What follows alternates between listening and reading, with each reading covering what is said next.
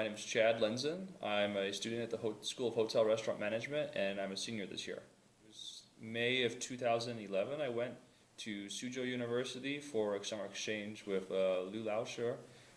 She's the Chinese teacher here. Got a kind of a history lesson while there, along with our Chinese study.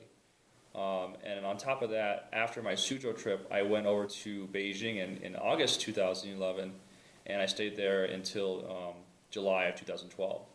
So that's where I did my full year as in Beijing. Taking my skills that I learned from my Chinese teachers in class, and then going outside the classroom and doing homework by talking to people, looking at street signs and saying, okay, this is what this means, this means go this way. It's going and practicing those skills outside the classroom, and that's when you really start learning. One of the things I could really say is important is, it's normal to feel a little scared and nervous about what you're going to do in your travel, because you're taking on what I call an adventure of a lifetime, and it's really going to change who you are as a person.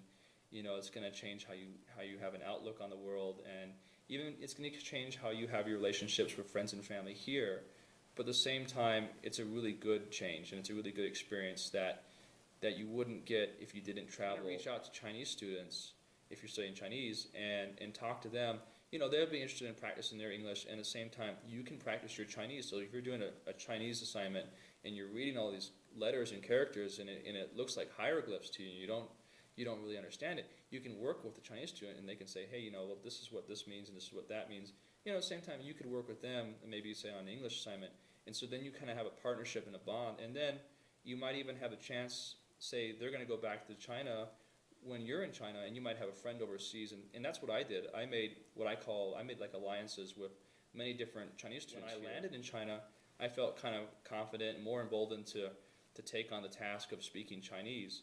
And also during my time there, I had the opportunity to go out and see them in their hometowns, and it was a great experience. Meeting how Chinese families work, seeing how it is on a dinner table setting with a Chinese family, and you learn a lot of cultural things that you wouldn't get in a classroom. I would definitely recommend this experience, especially for any student who wants to get involved in any kind of international, whether it be geopolitics, international business.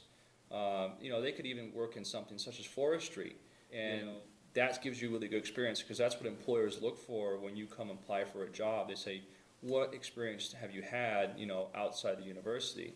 And so by saying, hey, I've lived in another country, I understand the difference between American culture and Chinese culture, for example, they'll say, bingo, that's what we want for our company.